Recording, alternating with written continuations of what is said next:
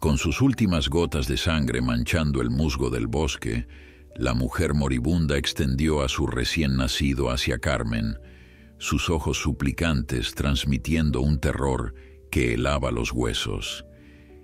En ese instante, la anciana partera no podía imaginar que aquel pequeño bulto lloroso entre sus brazos no solo cambiaría su vida para siempre, sino que traería consigo poderes capaces de desafiar la muerte misma. Antes de continuar, no olvides suscribirte al canal, darle like al video y comentar desde qué parte del mundo nos estás viendo. Vamos allá. El amanecer apenas comenzaba a despuntar en las montañas cuando doña Carmen salió de su cabaña, canasto en mano, dispuesta a recolectar las hierbas medicinales que crecían en la espesura del bosque. A sus 60 años, esta mujer de cabellos plateados y rostro surcado por arrugas que contaban historias de una vida dura pero digna, era conocida en toda la región como curandera y partera. Sus manos, ásperas por el trabajo, habían traído al mundo a casi todos los niños de las aldeas vecinas y sus remedios habían aliviado innumerables males. Aquella mañana, sin embargo, algo le decía que no sería un día común. Mientras se adentraba en el monte, sintió una inquietud que no podía explicar, como si la brisa fresca que agitaba las hojas de los árboles le susurrara advertencias.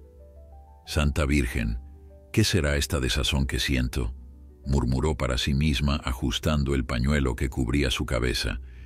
El bosque estaba más silencioso que de costumbre. Los pájaros parecían haber enmudecido y hasta los insectos habían cesado su habitual zumbido. Solo el viento se atrevía a romper aquel extraño silencio, colándose entre las ramas de los pinos y robles centenarios, creando una melodía casi sobrenatural. Carmen se detuvo un momento, observando cómo los rayos del sol se filtraban a través del denso follaje, creando columnas de luz que parecían conectar el cielo con la tierra. Justo cuando se disponía a continuar su camino, un débil gemido llegó a sus oídos. Al principio pensó que quizás era algún animal herido, pero su instinto le dijo que no, que aquel sonido era humano, un lamento de dolor que helaba la sangre. Sin dudarlo, Carmen dejó su canasto y avanzó rápidamente hacia el origen de aquel sonido. Lo que encontró en un pequeño claro iluminado por los rayos del sol le encogió el corazón. Tendida sobre un lecho de musgo y hojas secas, yacía una joven mujer. No tendría más de 20 años, pero su rostro pálido y cubierto de sudor revelaba un sufrimiento indescriptible. Su vestido, que alguna vez debió ser blanco y fino, estaba ahora manchado de tierra y sangre. Pero lo que más impactó a Carmen fue ver que entre sus brazos, protegido como el más valioso tesoro, se encontraba un pequeño bulto que se movía débilmente. «Dios santo», exclamó Carmen, arrodillándose junto a la desconocida. «¿Qué te ha pasado, hija? ¿Quién te ha hecho esto?». La joven abrió los ojos con dificultad. Tenía una mirada azul, intensa como el cielo en verano, pero nublada por el dolor y la cercanía de la muerte. «Ayúdeme, por favor», susurró con un hilo de voz. «Mi bebé. Salve a mi bebé». Carmen evaluó rápidamente la situación con la experiencia de quien ha visto nacer y morir a muchos. La joven había perdido demasiada sangre, probablemente tras dar a luz allí mismo, sola en medio del bosque. Era un milagro que tanto ella como la criatura siguieran con vida. «Tranquila, niña», dijo Carmen con dulzura, tomando la mano de la joven. «Estoy aquí para ayudarte. Soy partera. Te llevaré a mi casa y te curaré».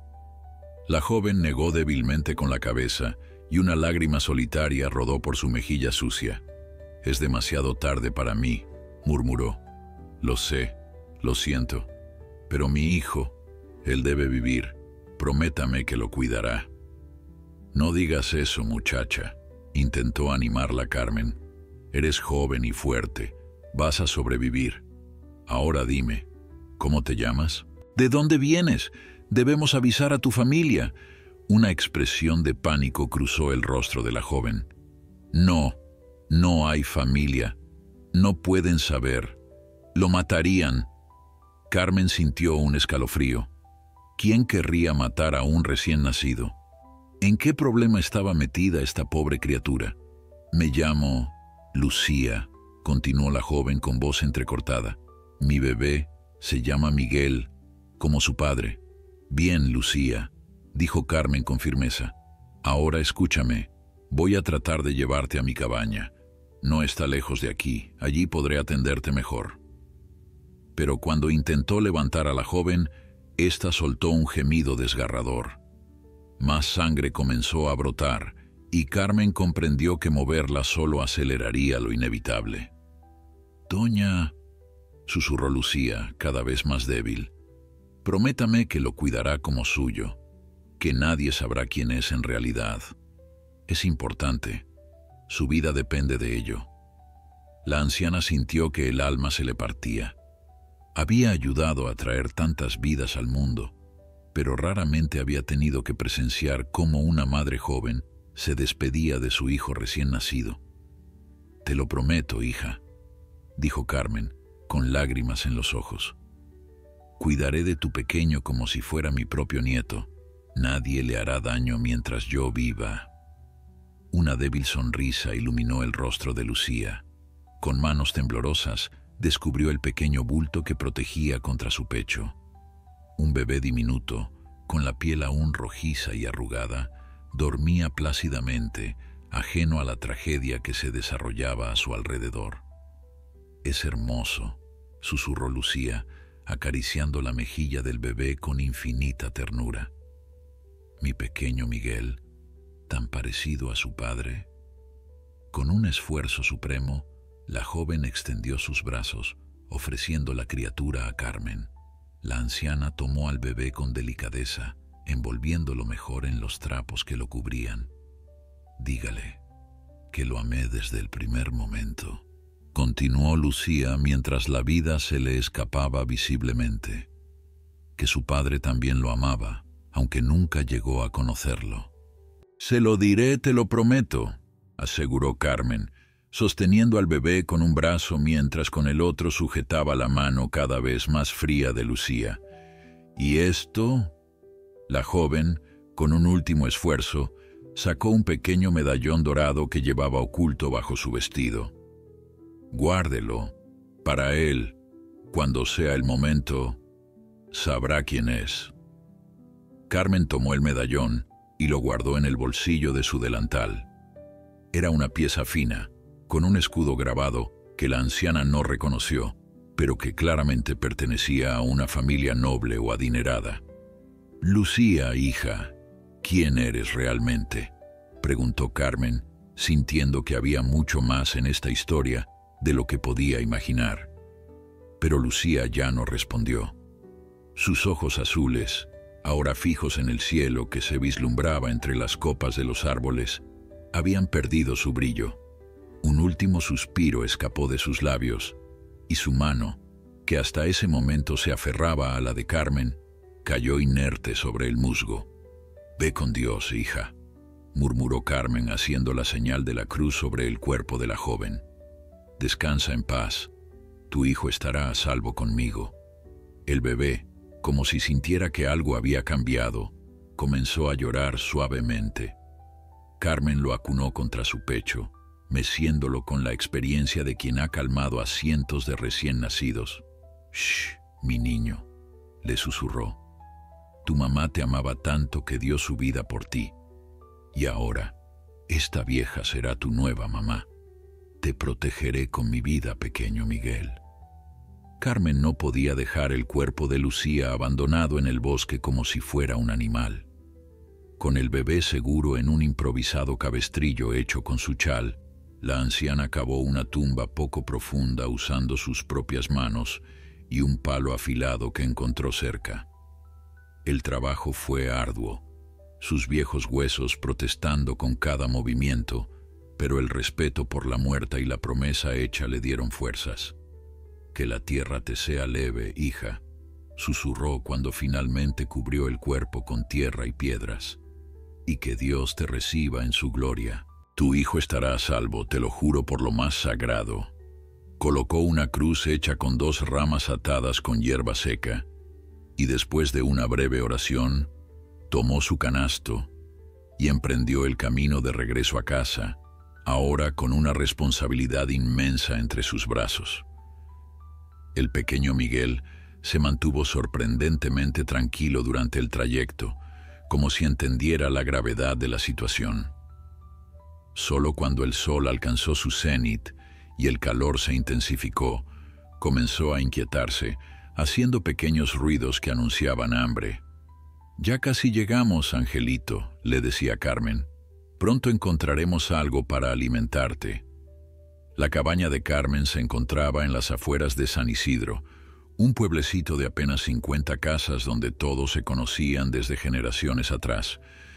La anciana vivía sola desde que su marido, Joaquín, falleciera 10 años atrás. Sus 3 hijos habían emigrado a la ciudad en busca de mejor fortuna, y aunque le escribían regularmente, las visitas eran escasas. Al acercarse a su hogar, Carmen se dio cuenta de que tendría que enfrentar las preguntas del pueblo. ¿Cómo explicaría la repentina aparición de un recién nacido? Recordó la advertencia de Lucía. Nadie debía saber la verdadera identidad del niño. Había algo peligroso en su origen, algo que había llevado a su madre a huir y morir sola en el bosque. «Tendré que inventar algo», murmuró para sí misma, mientras abría la desvencijada puerta de madera de su cabaña. El interior era humilde, pero acogedor. Una cocina de leña, una mesa con 2 sillas, un catre en un rincón y estantes repletos de frascos con hierbas, raíces y ungüentos.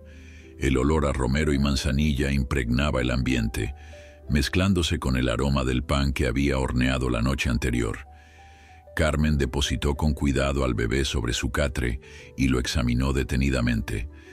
Era un niño sano, probablemente nacido a término, con una mata de pelo negro y una piel suave y sonrosada.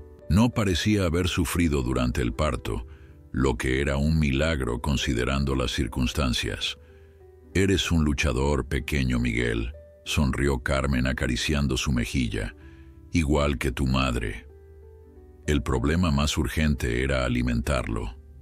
Como partera experimentada, Carmen sabía que necesitaba encontrar una nodriza lo antes posible. Por suerte, Rosario, la esposa del panadero, había dado a luz 3 semanas atrás. Su leche era abundante y seguramente no negaría ayuda a un huérfano. Con determinación, Carmen envolvió al bebé en ropas limpias y se dirigió a la panadería, preparando mentalmente la historia que contaría.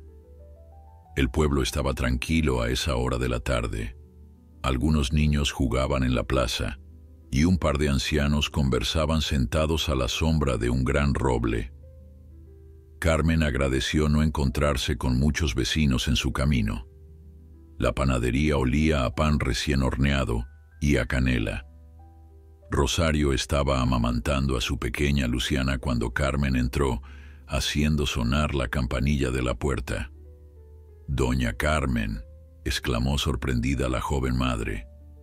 «¿Qué la trae por aquí? ¿Y qué es eso que lleva en brazos?» Carmen se acercó, descubriendo parcialmente al bebé. «Una tragedia, Rosario», dijo con voz grave. «Esta mañana, mientras recogía hierbas en el monte, encontré a una mujer, una pobre viajera que acababa de dar a luz. Estaba muy mal, había perdido mucha sangre». «Virgen Santísima», se persignó Rosario. «¿Y qué pasó? ¿Pudo salvarla?» Carmen negó tristemente con la cabeza. «Solo alcanzó a pedirme que cuidara de su hijo. Ni siquiera pude saber su nombre o de dónde venía. Murió en mis brazos». No era exactamente la verdad, pero tampoco una mentira completa. Carmen prefería mantenerse lo más cerca posible de los hechos reales. «Pobrecito», exclamó Rosario, mirando al bebé con compasión. «¿Y qué piensa hacer con él, doña Carmen?»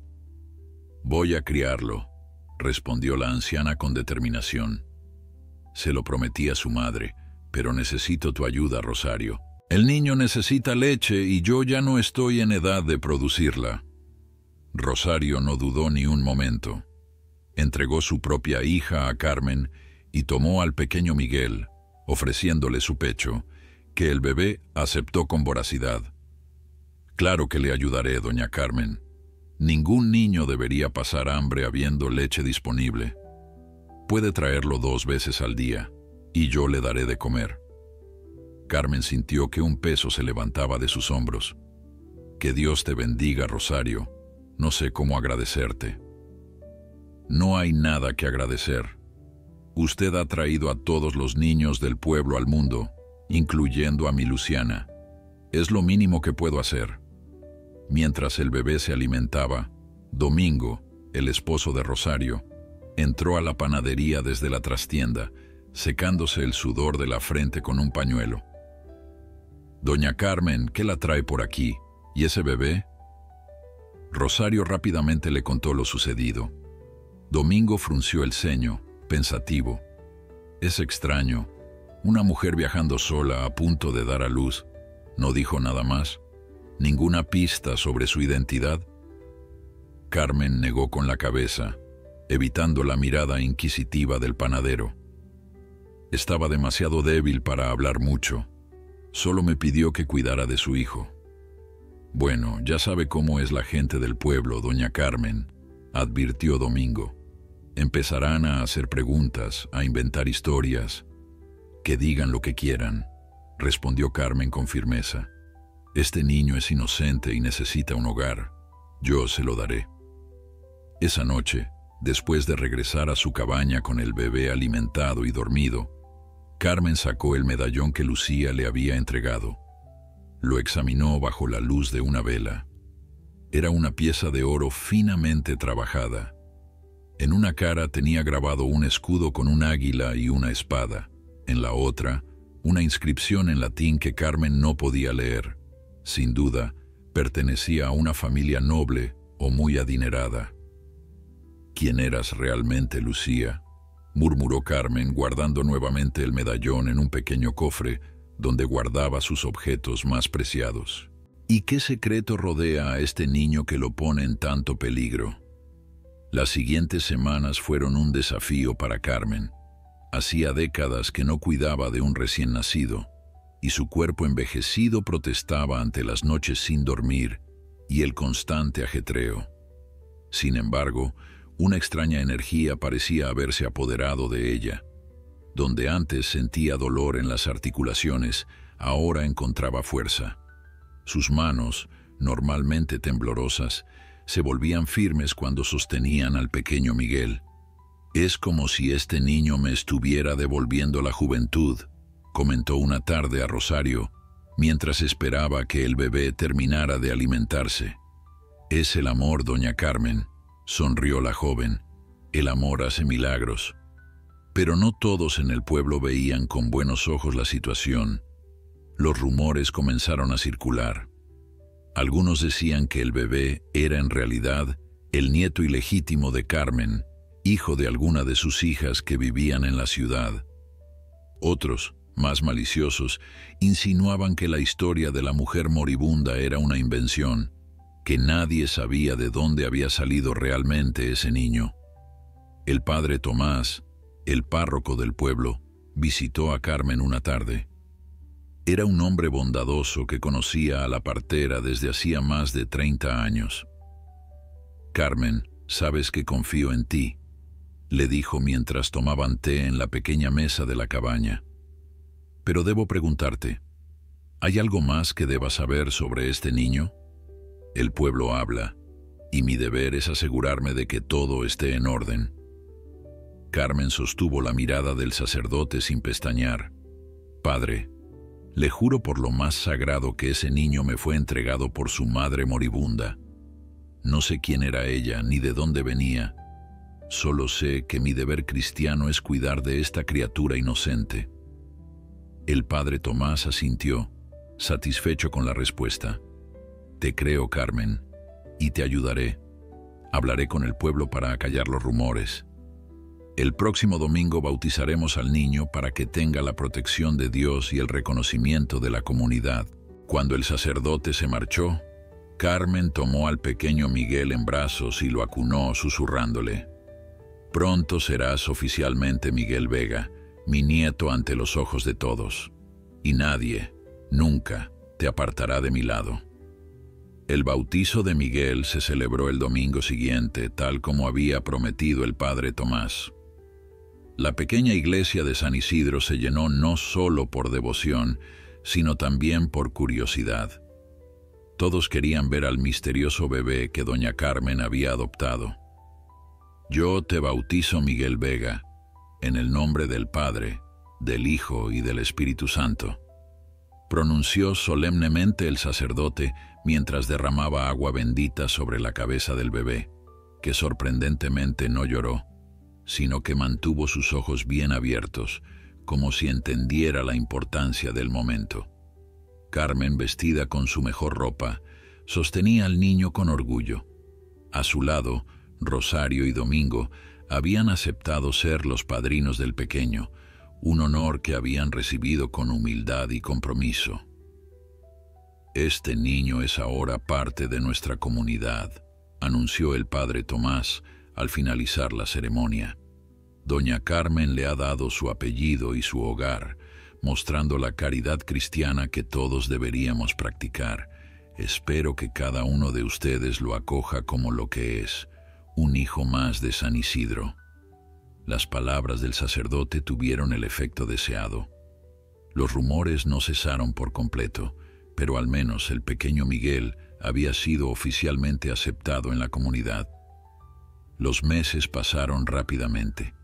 Miguel crecía sano y fuerte, superando todas las expectativas para un bebé nacido en circunstancias tan difíciles. A los 6 meses ya se sentaba solo, a los 8 gateaba por toda la cabaña, y poco antes de cumplir 1 año dio sus primeros pasos tambaleantes, aferrándose a las faldas de Carmen. «Nunca he visto a un niño desarrollarse tan rápido», comentaba Rosario, que seguía visitándolos regularmente aunque Miguel ya no necesitaba de su leche. «Es como si tuviera prisa por crecer». Lo que más asombraba a todos era la mirada del niño. Tenía unos ojos azules intensos, heredados de su madre, que parecían contener una sabiduría impropia de su edad. Observaba todo con atención, como si estuviera memorizando cada detalle del mundo que lo rodeaba. Carmen notaba otras cosas extrañas. A veces, cuando Miguel lloraba por alguna molestia, bastaba con que ella lo tomara en brazos para que sus propios dolores de artritis desaparecieran momentáneamente. En una ocasión, la anciana se cortó mientras pelaba patatas, y Miguel, que apenas tenía 10 meses, se acercó gateando y tocó su mano herida. El sangrado se detuvo casi instantáneamente, y al día siguiente apenas quedaba marca de la herida. «Es solo coincidencia», se decía Carmen, aunque en su corazón comenzaba a sospechar que había algo especial en aquel niño que el destino había puesto en sus manos. La vida en la pequeña cabaña se ajustó a una nueva rutina.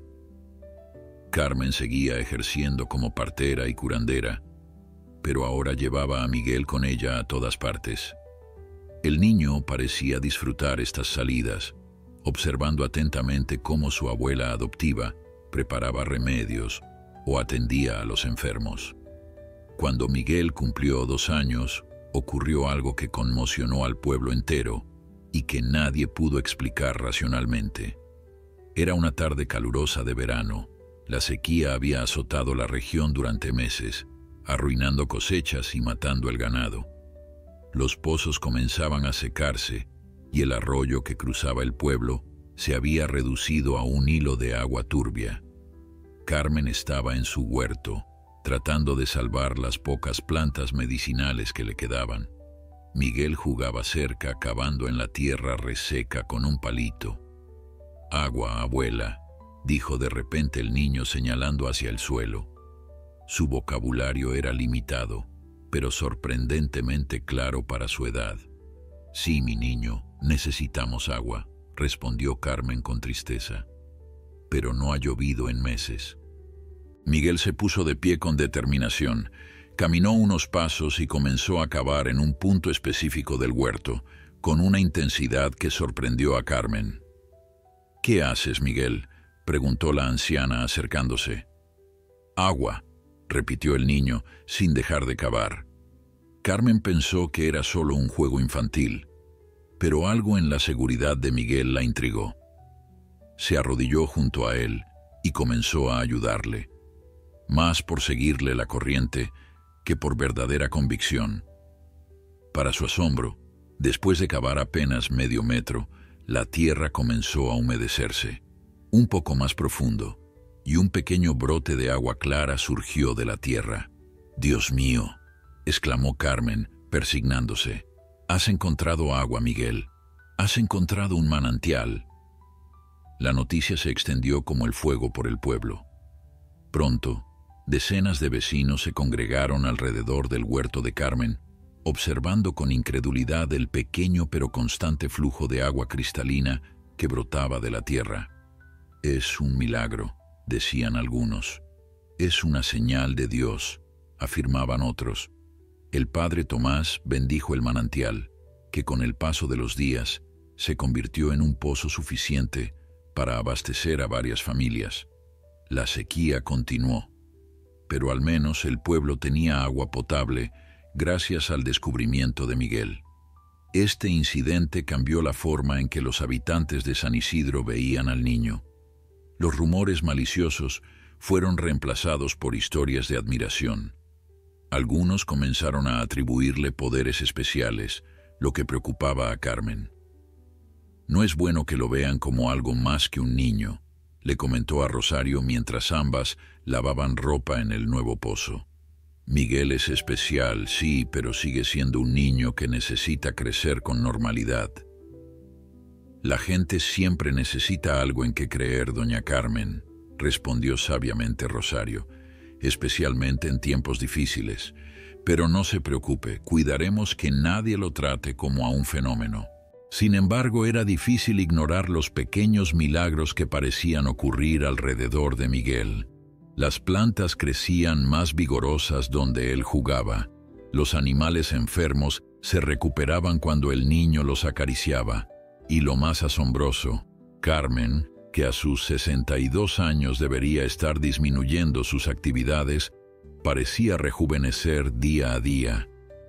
«Es como si me hubieran quitado 10 años de encima», le confesó al padre Tomás durante una confesión. «Desde que Miguel llegó a mi vida, mis dolores han disminuido, mi vista ha mejorado, incluso mi cabello parece menos gris». El sacerdote, un hombre educado que había estudiado en el seminario de la capital, intentaba mantener un equilibrio entre la fe y la razón. «Dios obra de maneras misteriosas, Carmen», respondió cautelosamente. «Quizás la alegría de criar a Miguel te ha dado nuevas fuerzas. O quizás hay algo más que no comprendemos todavía». A medida que Miguel crecía, también aumentaba la curiosidad de Carmen sobre su origen. ¿Quién había sido realmente Lucía? ¿Por qué había huido al bosque para dar a luz? ¿Y quién era el padre del niño? Ese Miguel que nunca llegó a conocer a su hijo. El medallón que guardaba celosamente en su cofre era la única pista. Una noche, cuando Miguel ya tenía casi 3 años, Carmen decidió mostrárselo. «Miguel», le dijo sentándolo en sus rodillas, «quiero enseñarte algo muy especial, algo que pertenecía a tu mamá». Los ojos azules del niño se iluminaron. Carmen le había hablado de su madre biológica, explicándole que había sido una mujer valiente, que lo amaba tanto que dio su vida por él. «¿Mamá del cielo?», preguntó Miguel señalando hacia arriba. «Sí, tu mamá del cielo», sonrió Carmen sacando el medallón del cofre. «Ella quería que tuvieras esto cuando fueras mayor». Le mostró el medallón y, para su sorpresa, Miguel lo reconoció inmediatamente. Extendió su pequeña mano y lo tomó con reverencia, como si ya lo hubiera visto antes. «Papá», dijo, señalando el escudo grabado en el metal. Carmen sintió un escalofrío recorrer su espalda. ¿Conoces este símbolo, Miguel? ¿Sabes de quién es? El niño asintió con seriedad, pero no dijo más. Acarició el medallón con sus deditos y luego lo devolvió a Carmen. Guardar, dijo simplemente. No tiempo todavía. Carmen guardó nuevamente el medallón, perturbada por la reacción del niño. Era como si Miguel tuviera recuerdos o conocimientos que no debería poseer, como si una parte de él supiera exactamente quién era y de dónde venía. Esa noche, mientras observaba al niño dormir plácidamente en la pequeña cama que Domingo había construido para él, Carmen tuvo un presentimiento. La tranquila vida que habían construido en San Isidro no duraría para siempre. Tarde o temprano el pasado vendría a reclamar a Miguel, y ella debía estar preparada para protegerlo, sin importar el costo. Te prometí que nadie te haría daño, mi niño, susurró, acariciando el cabello negro del pequeño. Y pienso cumplir esa promesa hasta mi último aliento. Los años pasaron con relativa tranquilidad en San Isidro. Miguel creció convirtiéndose en un niño excepcionalmente inteligente y bondadoso. A los 5 años ya leía con fluidez, algo extraordinario en un pueblo donde la mayoría de los niños apenas asistían a la escuela, hasta aprender lo básico antes de ayudar a sus familias en el campo. La maestra del pueblo, doña Esperanza, una mujer entrada en años que había dedicado su vida a educar a generaciones de niños, estaba asombrada por la capacidad de Miguel. En todos mis años de enseñanza, nunca he visto a un niño aprender tan rápido, le comentó a Carmen una tarde mientras ambas observaban a Miguel jugar con otros niños en la plaza. Es como si ya supiera las cosas antes de que yo las explique. Y hay algo más, doña Carmen. ¿Qué cosa?, preguntó la anciana, que ahora con casi 70 años seguía sorprendentemente vital y activa. Los otros niños, hay algo en cómo se comportan con él. Lo siguen, lo escuchan. Incluso los más revoltosos se calman cuando Miguel les habla. Es especial. Carmen asintió en silencio. Ella también había notado ese don que tenía su nieto adoptivo para conectar con las personas y los animales. Era como si irradiara una energía tranquilizadora que afectaba a todos a su alrededor. Lo que más la intrigaba, sin embargo, eran los sueños de Miguel. Desde los 4 años, el niño había comenzado a contarle sueños extrañamente vívidos y detallados, palacios que nunca había visto, personas vestidas con ropas elegantes, conversaciones en idiomas que no debería conocer. Anoche soñé con mi papá de nuevo, le dijo Miguel una mañana mientras desayunaban. ¿Y cómo era?, preguntó Carmen, siempre atenta a estos relatos que podían contener pistas sobre el origen del niño. Alto, con barba negra y ojos como los míos, respondió Miguel, mordisqueando un pedazo de pan. Llevaba una espada grande y un anillo con la misma marca que el medallón. Estaba triste, abuela. Buscaba a algo o a alguien. Carmen sintió un escalofrío. Las descripciones de Miguel eran demasiado precisas para ser simples fantasías infantiles. ¿Te dijo algo en tu sueño? Miguel asintió con una seriedad impropia de sus 6 años. Dijo que vendría por mí cuando fuera seguro, que tengo que ser fuerte y paciente, y que mi mamá lo espera en las estrellas. Esa noche, después de acostar a Miguel, Carmen sacó nuevamente el medallón y lo examinó bajo la luz de la lámpara. Ahora que el niño asistía a la escuela, ella había aprendido algunas letras y podía intentar descifrar la inscripción en latín. Veritas et honor, murmuró, repitiendo las palabras grabadas en el metal. Verdad y honor. Un lema familiar, seguramente. ¿Pero de qué familia? El escudo con el águila y la espada no le resultaba familiar, aunque Carmen había visto escudos similares en las iglesias y edificios oficiales de la capital cuando era joven. Sus pensamientos fueron interrumpidos por un golpe en la puerta. Era inusual recibir visitas tan tarde. Con cautela, Carmen guardó el medallón y se dirigió a abrir. «¿Quién es?», preguntó antes de descorrer el cerrojo. «Soy yo, padre Tomás», respondió una voz familiar. «Disculpe la hora, doña Carmen, pero necesito hablar con usted urgentemente». Carmen abrió la puerta. El sacerdote parecía preocupado. Su rostro, normalmente sereno, ahora mostraba líneas de tensión. «Pase, padre. ¿Ha ocurrido algo?». El padre Tomás entró y se sentó en una de las sillas de la pequeña mesa.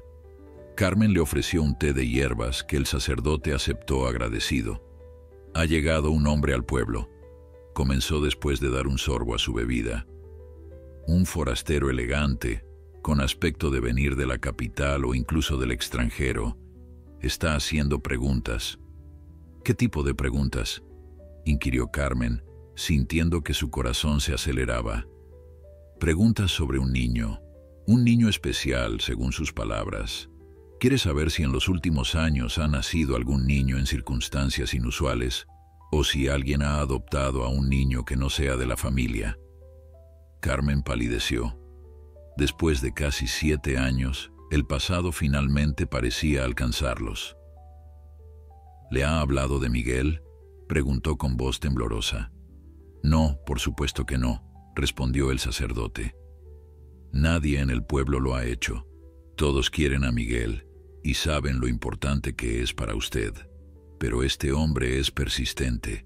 Ha ofrecido una recompensa por información, y me temo que no todos son tan leales como parecen».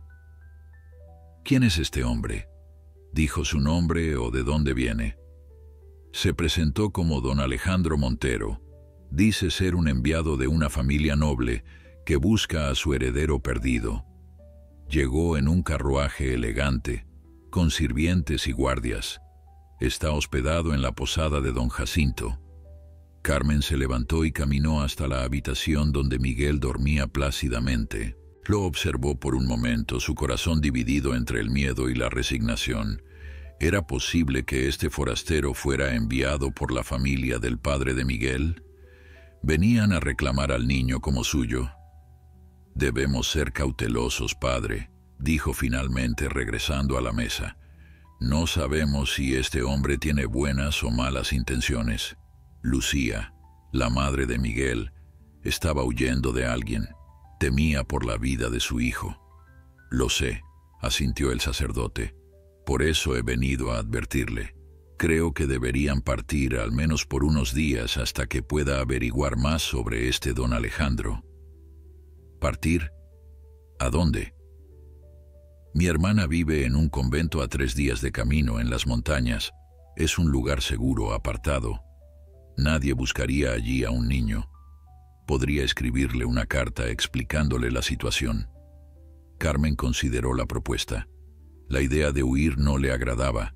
Había pasado toda su vida en San Isidro y a su edad, un viaje por las montañas sería agotador. Pero la seguridad de Miguel era lo primero. «De acuerdo», accedió finalmente. «Partiremos mañana al amanecer, antes de que el pueblo despierte. Pero necesitaré su ayuda, padre. No podré hacer este viaje sola con el niño». «Domingo los acompañará», aseguró el sacerdote. «Ya he hablado con él. Es el hombre más confiable del pueblo y sabe moverse por las montañas. Los llevará hasta el convento y regresará para no levantar sospechas». Esa noche, mientras preparaba lo esencial para el viaje, Carmen se encontró nuevamente con el dilema del medallón. ¿Debería llevarlo consigo? Era la única pista sobre el origen de Miguel, pero también podría ser peligroso si caía en manos equivocadas. Finalmente, decidió coserlo en el interior del pequeño abrigo de Miguel. Allí estaría seguro y cerca del niño, como su madre había deseado. Al amanecer, cuando los primeros rayos del sol apenas iluminaban el horizonte, Carmen despertó suavemente a Miguel. «Tenemos que hacer un viaje, mi niño», le dijo, ayudándole a vestirse rápidamente. «Una pequeña aventura». Miguel, lejos de mostrarse asustado o confundido, asintió con una seriedad que volvió a sorprender a Carmen. «Es por el hombre del carruaje negro, ¿verdad?», preguntó el niño. «Lo vi en mis sueños anoche. Viene buscándome». Carmen se quedó sin palabras por un momento. ¿Cómo podía Miguel saber sobre el forastero? «¿Qué más viste en tu sueño, Miguel?», preguntó con voz temblorosa. «Vi que no es quien dice ser», respondió el niño mientras se ponía los zapatos. «Dice mentiras, quiere llevarme con él, pero no para encontrarme con mi padre. Es malo, abuela, muy malo». Un escalofrío recorrió la espalda de Carmen. Los sueños de Miguel siempre habían sido inquietantemente precisos. Domingo llegó puntual con 2 mulas preparadas para el viaje, una para él y otra para Carmen y Miguel. Llevaba también provisiones y un rifle para protegerlos en el camino. «Debemos partir ya», susurró. «He visto luces en la posada. El forastero está despierto». Salieron por la parte trasera de la cabaña, evitando las calles principales del pueblo. El plan era bordear San Isidro por el este y tomar el camino de las montañas antes de que alguien pudiera verlos. Mientras se alejaban, Carmen miró atrás una última vez. Su pequeña cabaña, su huerto, el pueblo donde había vivido toda su vida. ¿Volvería a verlos alguna vez? ¿O este era el comienzo de un exilio del que nunca regresarían? «No tengas miedo, abuela», dijo Miguel, aferrándose a su cintura mientras cabalgaban en la mula. «Estaremos bien. Lo he visto». Carmen abrazó al niño, maravillándose una vez más de cómo los papeles parecían invertirse a veces, con Miguel consolándola a ella en lugar de al revés. «Lo sé, mi niño», respondió. «Mientras estemos juntos, todo estará bien». Y así, bajo el cielo que comenzaba a aclararse, los 3 fugitivos se dirigieron hacia las montañas, hacia un futuro incierto, pero con la determinación de proteger a toda costa el milagro que había llegado a sus vidas aquella mañana en el bosque. El camino hacia las montañas se hacía cada vez más escarpado conforme avanzaba el día. Domingo iba a la cabeza, guiando la marcha con la seguridad de quien conoce cada sendero y cada piedra. Carmen y Miguel le seguían en la otra mula, el niño sentado delante de su abuela adoptiva, observando el paisaje con una mezcla de asombro y reconocimiento. «¿Habías estado antes en las montañas, Miguel?», preguntó Carmen, notando cómo el niño señalaba ciertos lugares como si los conociera. «No con estos ojos», respondió Miguel con esa extraña sabiduría que a veces emergía de él, «pero los he visto en mis sueños. Allí hay una cueva», señaló hacia un peñasco distante, «y dentro vive un oso con sus crías». Domingo, que había escuchado la conversación, miró sorprendido. «El niño tiene razón, doña Carmen. Hay una cueva de osos allí. Los cazadores la evitan porque la osa es especialmente feroz con sus cachorros». «¿Pero cómo lo supo, Miguel?». Carmen negó con la cabeza, tan desconcertada como él. Estos episodios de conocimiento inexplicable en Miguel eran cada vez más frecuentes y más difíciles de ignorar. Hacia el mediodía, hicieron una pausa para descansar y comer algo junto a un pequeño arroyo. Mientras Domingo revisaba las mulas, Carmen sacó pan, queso y unas manzanas que había empacado apresuradamente. Miguel se había alejado unos pasos, atraído por unas flores silvestres que crecían entre las rocas. «Son centinodia», dijo el niño, regresando con un puñado de pequeñas flores moradas. «Sirven para curar heridas y detener la sangre». Carmen parpadeó sorprendida. Era cierto, la centinodia era una planta medicinal que ella misma usaba en sus remedios, pero nunca le había enseñado a Miguel a identificarla. «¿Quién te enseñó eso, Miguel?», preguntó con suavidad. «Mi mamá», respondió el niño con naturalidad. «No mi mamá del cielo, sino mi otra mamá, la que vivía en el Palacio Grande». Un escalofrío recorrió la espalda de Carmen. ¿Estaba Miguel hablando de una vida pasada? ¿O era algo aún más extraño? ¿Qué palacio, mi niño?, indagó con cautela. El palacio con las águilas de piedra en las puertas, donde vivía mi otra familia antes de venir contigo. Carmen intercambió una mirada preocupada con Domingo, que había regresado y escuchaba la conversación con expresión grave. «Miguel», dijo la anciana, tomando las manos del niño entre las suyas, «¿recuerdas algo más de ese palacio? ¿De esa otra familia que mencionas?» El pequeño pareció concentrarse como si intentara rescatar memorias difusas. Había muchos sirvientes y jardines grandes con fuentes.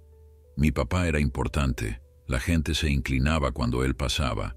Mi mamá tenía vestidos bonitos y olía a flores. Pero también había personas malas que hablaban en secreto. Un hombre con una cicatriz en la cara que siempre miraba a mi mamá. La descripción era tan vívida que Carmen no pudo evitar un estremecimiento.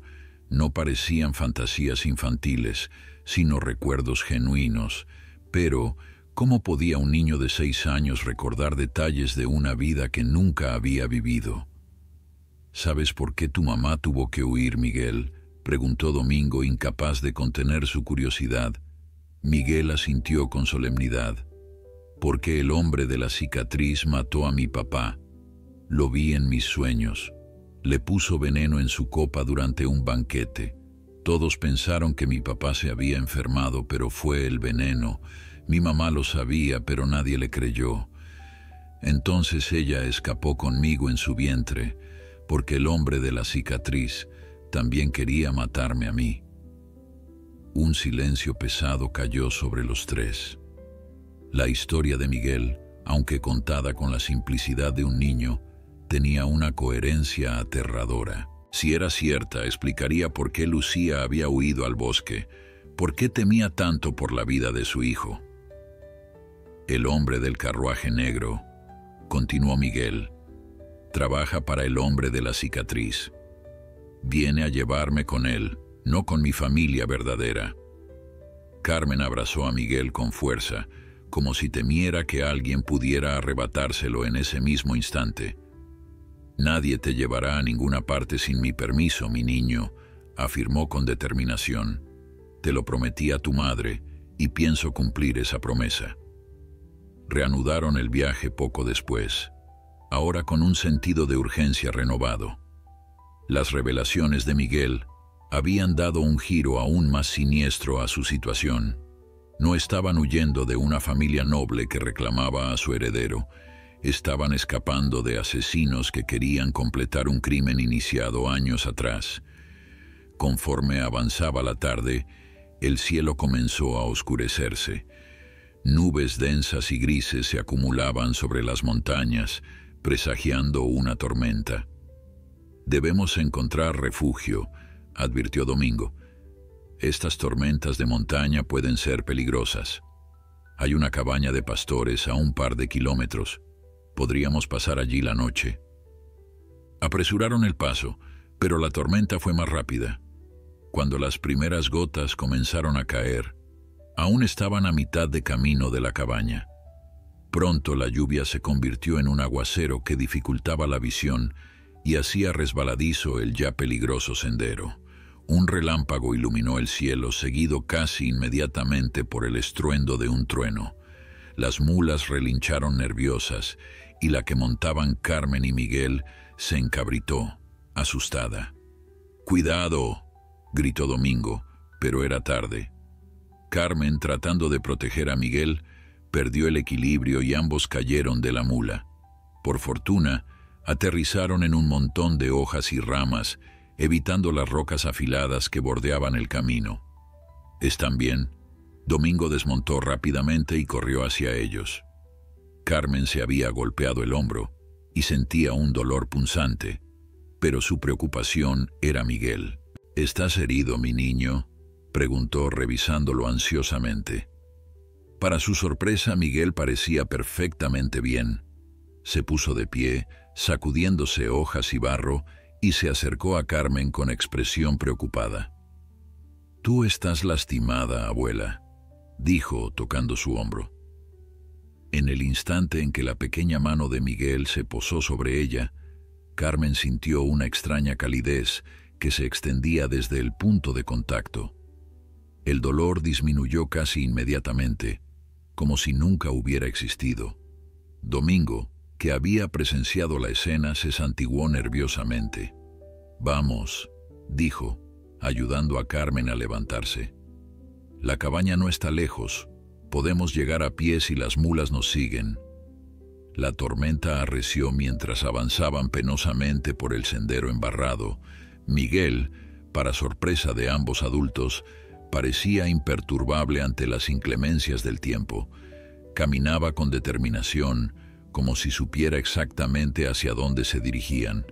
Cuando finalmente divisaron la cabaña, un modesto refugio de piedra y madera usado por los pastores durante el verano, ya estaba casi completamente oscuro. Para su sorpresa, había luz en su interior. «Hay alguien dentro», susurró Domingo, desenfundando su rifle por precaución. «Quédense aquí mientras reviso». «No es necesario», dijo Miguel con tranquilidad. «Es solo un viajero perdido como nosotros. No es malo». Aún así, Domingo se acercó cautelosamente y llamó a la puerta. Tras un momento, ésta se abrió, revelando a un hombre mayor, de barba blanca y aspecto bondadoso. «Buenas noches», saludó el anciano. «Veo que la tormenta también los ha sorprendido. Pasen, hay espacio para todos». Dentro la cabaña era modesta pero acogedora. Un fuego ardía en la pequeña chimenea, proyectando sombras danzantes sobre las paredes de piedra. El anciano se presentó como Matías, un herbolario que recorría las montañas en busca de plantas medicinales raras. «Como usted, doña Carmen», dijo con una sonrisa, sorprendiendo a la anciana, que no recordaba haberse presentado. Su reputación la precede. En toda la región se habla de sus remedios y de su habilidad como partera. Carmen se sintió halagada, pero también un poco inquieta. Si este hombre la conocía, ¿quién más podría reconocerla durante su huida? Mientras Domingo atendía a las mulas en el pequeño establo adyacente a la cabaña, Carmen preparó una cena sencilla con sus provisiones y algunas hierbas que Matías amablemente compartió. El viejo herbolario parecía particularmente interesado en Miguel. Lo observaba con una curiosidad difícil de disimular, como si intentara resolver un enigma. «Es un niño especial», comentó finalmente, mientras compartían la cena alrededor del fuego. «Tiene el don de la sanación, ¿verdad?» Carmen casi se atragantó con su comida. «¿Cómo lo sabe?», preguntó, instintivamente protectora. «Lo vi cuando curó su hombro en el camino», respondió Matías con calma. «Y reconozco los signos. Yo mismo tenía ese don cuando era joven, aunque nunca tan fuerte como él parece tenerlo». Miguel observaba al anciano con una mezcla de curiosidad y reconocimiento, como si hubiera encontrado a alguien de su misma especie. «Tú también puedes ver cosas, ¿verdad?», le preguntó el niño directamente. «Cosas que van a pasar o que ya pasaron». Matías asintió con una sonrisa melancólica. «Así es, pequeño Miguel. Veo fragmentos, piezas de un rompecabezas que no siempre logro completar. Y veo que estás en peligro, que todos ustedes lo están». Un silencio tenso se instaló en la cabaña. Fuera, la tormenta rugía con furia, como si quisiera arrancar el techo del pequeño refugio. Dentro, las llamas del fuego proyectaban sombras danzantes sobre los rostros preocupados de Carmen y Domingo. Solo Miguel parecía tranquilo, sentado junto a Matías, observándolo como si fueran viejos conocidos reunidos después de una larga separación. «¿Qué sabes exactamente?», preguntó finalmente Carmen, rompiendo el silencio. «¿Y cómo podemos confiar en ti?». Matías sonrió con benevolencia. Sus ojos, de un verde claro inusual, reflejaban sabiduría y algo más. algo antiguo y poderoso que Carmen no podía definir. «Sé que este niño», dijo señalando a Miguel, «no es un niño común. Nació bajo circunstancias extraordinarias, de una madre que dio su vida por protegerlo, y ahora hombres peligrosos lo buscan porque temen lo que representa». «¿Y qué representa exactamente?», intervino Domingo aún desconfiado. «Esperanza», respondió simplemente Matías. «Cambio, justicia. Todo lo que los poderosos temen cuando se han aprovechado demasiado tiempo de los débiles». Miguel asintió, como si las palabras de Matías confirmaran algo que ya sabía. Carmen observaba fascinada este intercambio, sintiendo que estaba presenciando algo que iba más allá de su comprensión. «Doña Carmen», continuó Matías, volviéndose hacia ella, «el medallón que guarda, el que le entregó la madre del niño, ¿podría verlo?». Carmen se sobresaltó. No había mencionado el medallón en ningún momento. ¿Cómo podía este extraño saber de su existencia? Con manos temblorosas, sacó el pequeño bulto que había cosido en el interior del abrigo de Miguel. Deshizo las puntadas y extrajo el medallón de oro que brilló a la luz del fuego como si tuviera luz propia. Matías lo tomó con reverencia. Al tocarlo, cerró los ojos un momento, como si estuviera escuchando una voz inaudible para los demás. «El ducado de Montemayor», murmuró finalmente, «tal como lo sospeché». «¿Conoces este escudo?», preguntó Carmen, inclinándose hacia adelante. «Lo conozco bien», asintió Matías. «Pertenece a una de las familias nobles más antiguas del reino. Los Montemayor han gobernado sus tierras desde hace siglos, con justicia y sabiduría, hasta hace poco». «¿Qué sucedió?», inquirió Domingo, ahora visiblemente interesado. «El duque Miguel de Montemayor, un hombre bueno y justo, murió repentinamente hace casi 7 años», explicó Matías, acariciando el medallón con sus dedos arrugados. «La versión oficial fue que enfermó durante un banquete, pero hubo rumores de envenenamiento». Carmen miró a Miguel recordando lo que el niño había contado esa misma tarde sobre sus sueños. El hombre de la cicatriz, el veneno en la copa, todo encajaba. La esposa del duque, la joven Lucía, estaba embarazada en ese entonces, continuó Matías. Desapareció poco después del funeral. Algunos dijeron que había huido, incapaz de soportar la pérdida. Otros, que había sido asesinada para eliminar cualquier heredero legítimo. Pero ella escapó, dijo Carmen, comenzando a comprender la magnitud de la historia en la que se habían visto involucrados. Huyó para proteger a su hijo por nacer. Exactamente, asintió Matías. Y encontró refugio contigo, aunque fuera solo por unos momentos antes de morir. Un último acto de amor de una madre desesperada. «¿Quién es el hombre de la cicatriz?», preguntó Miguel de repente, su voz infantil cargada de una seriedad impropia de su edad. Matías lo miró con tristeza. «Fernando de Montemayor, el hermano menor del duque, un hombre consumido por la ambición y los celos, siempre a la sombra de su hermano mayor, codiciando su título, sus tierras, y algunos dicen que también a su esposa. Y ahora gobierna él», dedujo Carmen. «Así es. Sin heredero legítimo conocido, Fernando asumió el título de duque.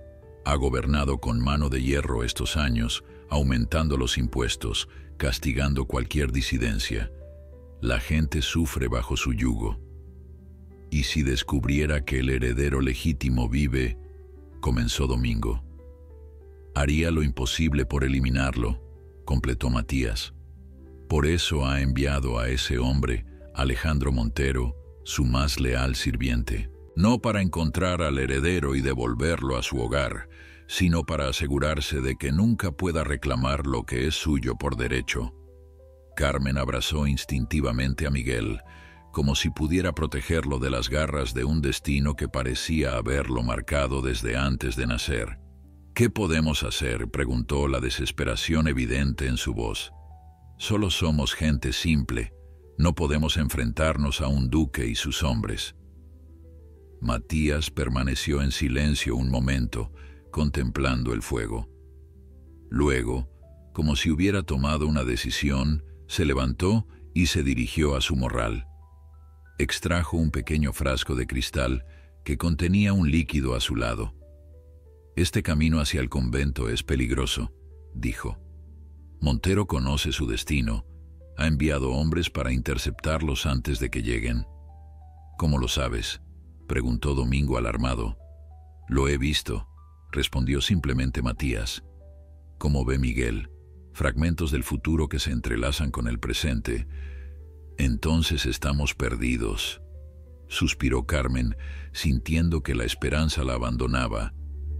«No necesariamente», replicó Matías mostrando el frasco. «Esto puede ayudar. Es una poción muy antigua, hecha con hierbas que solo crecen en lo más profundo de estas montañas. Tiene propiedades especiales». «¿Qué tipo de propiedades?», preguntó Carmen desconfiada. «Puede hacer que Miguel, por un tiempo, parezca simplemente un niño común», explicó Matías. «Ocultará su don, su aura especial, lo que hace que aquellos con sensibilidad puedan detectarlo a distancia». «¿Como una especie de disfraz?», inquirió Domingo. «Más que eso, es una protección. Los hombres de Montero están buscando a un niño con capacidades extraordinarias. Si Miguel toma esto, pasará inadvertido ante sus ojos, como cualquier otro niño campesino». Carmen miró el frasco con desconfianza. Después de tantos años como curandera, sabía que las pociones podían ser tanto beneficiosas como peligrosas. «¿Tiene efectos secundarios?», preguntó Protectora. «Temporalmente Miguel no podrá usar sus dones», admitió Matías. «No podrá sanar ni ver más allá de lo evidente. Será vulnerable, como cualquier niño de su edad, pero estará a salvo». «¿Por cuánto tiempo dura el efecto?», quiso saber Domingo. «3 días, quizás 4, lo suficiente para que lleguen al convento si parten al amanecer». Carmen miró a Miguel, buscando alguna señal de lo que el niño pensaba. Para su sorpresa, Miguel extendió su mano hacia el frasco. «Está bien, abuela», dijo con una confianza que desconcertó a Carmen. «El señor Matías quiere ayudarnos. Puedo tomarlo». «¿Estás seguro, mi niño?», preguntó Carmen aún dudosa. «Confío en él», respondió Miguel simplemente. «Lo he visto en mis sueños. Es un guardián como tú». Matías sonrió ante las palabras del niño. «Tu nieto es sabio más allá de sus años, doña Carmen. Y tiene razón. Soy un guardián, uno de los muchos que han estado velando por él desde lejos, esperando el momento adecuado». «¿Hay más como tú?», preguntó Domingo. «Somos pocos, pero estamos en todas partes», asintió Matías. «Hombres y mujeres que aún recuerdan las antiguas tradiciones, que saben reconocer a los elegidos cuando aparecen entre nosotros». «¿Elegidos?», repitió Carmen, sintiendo que cada respuesta solo traía más preguntas. «Niños que nacen con dones especiales», explicó Matías. «Sanadores, videntes, algunos incluso capaces de comunicarse con los elementos, aparecen raramente, generalmente en tiempos de gran necesidad. Miguel es uno de ellos, quizás el más poderoso que he visto en mis 80 años de vida». Carmen miró a Miguel con nuevos ojos. Siempre había sabido que el niño era especial, pero nunca imaginó que fuera parte de algo tan grande, tan antiguo. «¿Y si nos negamos?», preguntó finalmente. «¿Si simplemente seguimos nuestro camino sin esta poción?». La expresión de Matías se tornó grave. «Entonces es casi seguro que los hombres de Montero los encontrarán antes de llegar al convento. Y me temo que no tendrán piedad. Sus órdenes son claras: eliminar cualquier amenaza al poder de Fernando, sin importar si se trata de un niño inocente».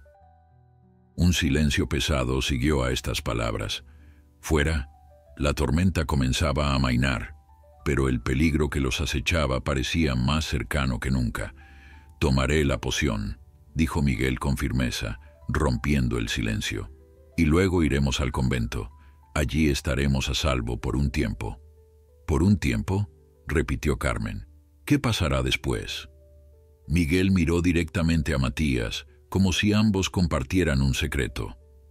«Después tendré que aprender, abuela, aprender a usar mis dones correctamente, y algún día, cuando sea el momento adecuado, regresaré para hacer justicia, para honrar a mi padre y a mi madre».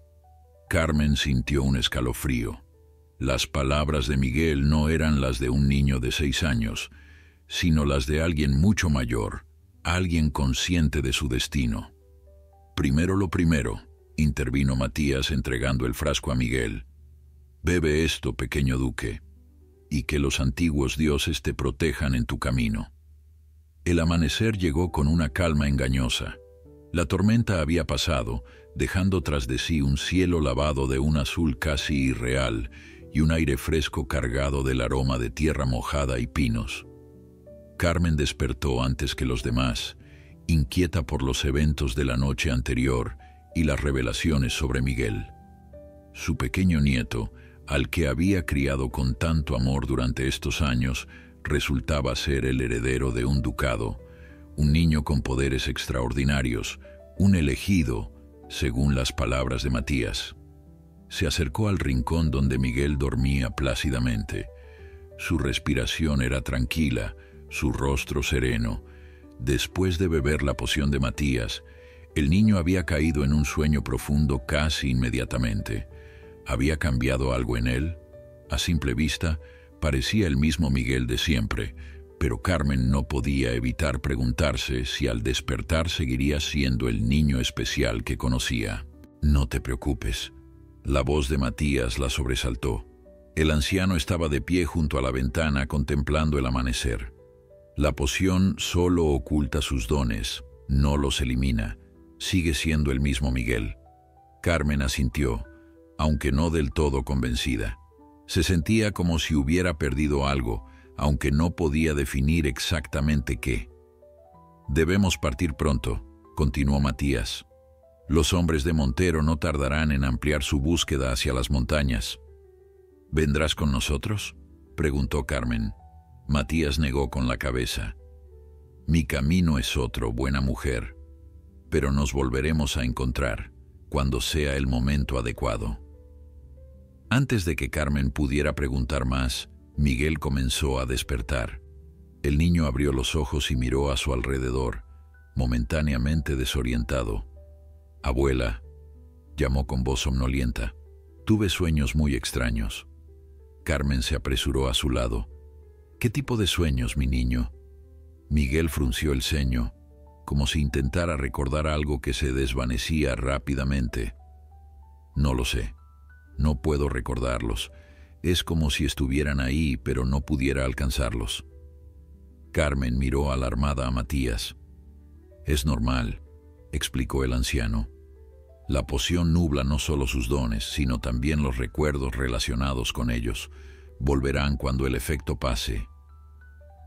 Domingo, que también había despertado, comenzó a preparar las mulas para el viaje. El panadero había aceptado con sorprendente calma todas las revelaciones de la noche anterior, como si en el fondo siempre hubiera sospechado que había algo extraordinario en Miguel. «El camino hacia el convento es difícil», dijo Matías, mientras compartían un desayuno frugal. «Normalmente tomaría 3 días, pero con la lluvia de anoche, algunos pasos pueden estar bloqueados o ser peligrosos. Deben ser cautelosos». «¿Conoces bien la ruta?», preguntó Domingo. «He recorrido estas montañas durante más de 50 años», sonrió Matías. «Conozco cada sendero, cada piedra. Sigan el camino que sube hacia el este, evitando el valle. Hay una bifurcación después del gran roble caído. Tomen el sendero de la derecha, aunque parezca menos transitado. Los llevará por un paso alto pero seguro. El izquierdo es más fácil, pero pasa por el pueblo de Altamira, donde seguramente Montero ya ha enviado hombres». Carmen escuchaba atentamente, memorizando cada indicación. Sus vidas podrían depender de seguir la ruta correcta. La despedida fue breve, pero emotiva. Matías abrazó a Miguel con ternura, como si fuera su propio nieto. «Nos volveremos a ver, pequeño duque», le susurró. «Y cuando lo hagamos, estarás listo para aceptar tu destino». Miguel, aún aturdido por los efectos de la poción, simplemente asintió, sin comprender plenamente el significado de aquellas palabras. «Gracias por todo», dijo Carmen, tomando las manos de Matías entre las suyas. «Sin tu ayuda». «Has hecho más de lo que imaginas, doña Carmen», la interrumpió el anciano.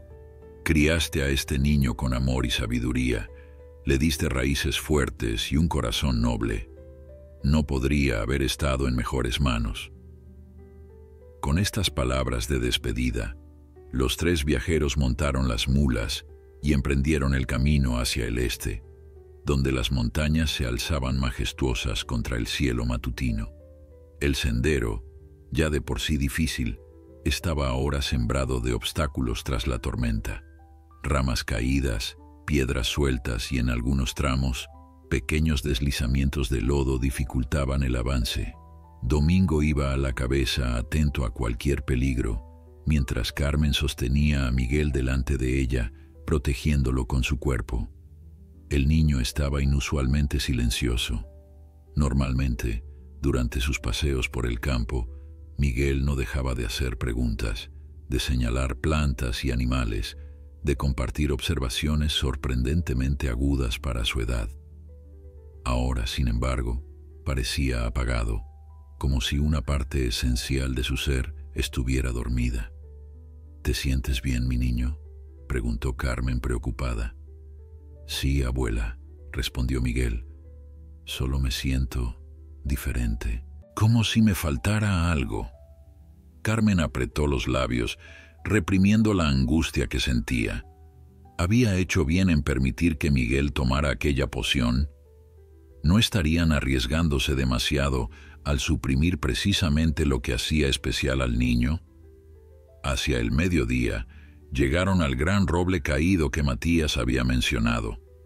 Era un árbol enorme, probablemente centenario, que alguna tormenta antigua había derribado a través del camino. Ahora servía como puente natural sobre un pequeño barranco. Tal como había indicado el anciano, el camino se bifurcaba justo después del roble. El sendero de la izquierda descendía suavemente hacia el valle, claramente más transitado. El de la derecha, en cambio, ascendía abruptamente por la ladera, apenas visible entre la densa vegetación. Matías dijo que tomáramos el de la derecha, recordó Carmen. Domingo asintió, aunque miró con cierta aprensión el difícil ascenso que les esperaba. «Será complicado con las mulas, pero si es el camino más seguro». Acababa de pronunciar estas palabras cuando un sonido lejano llegó hasta ellos. Cascos de caballos, varios de ellos, avanzando rápidamente por el camino que habían dejado atrás. «¡Rápido!», urgió Domingo. «Deben ser los hombres de Montero». Sin perder un instante, Domingo guió su mula por el sendero de la derecha, y Carmen lo siguió, sujetando firmemente a Miguel. Las mulas, aunque reticentes al principio, subían con sorprendente agilidad, acostumbradas a los terrenos montañosos. Apenas habían desaparecido entre la vegetación cuando un grupo de jinetes llegó a la bifurcación. Desde su escondite, Carmen pudo ver a 4 hombres armados con espadas y ballestas. A la cabeza iba un hombre de porte elegante vestido completamente de negro, que Carmen supuso sería Alejandro Montero.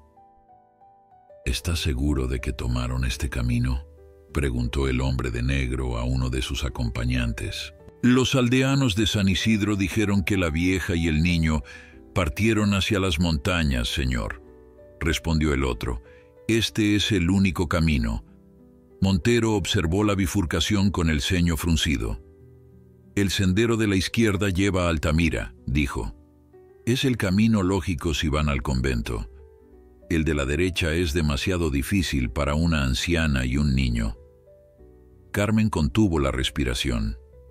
¿Elegirían el camino correcto?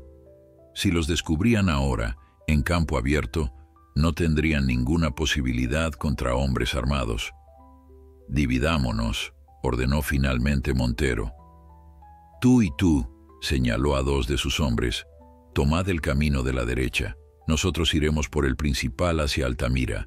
Si los encontráis, recordad, el niño debe ser capturado vivo.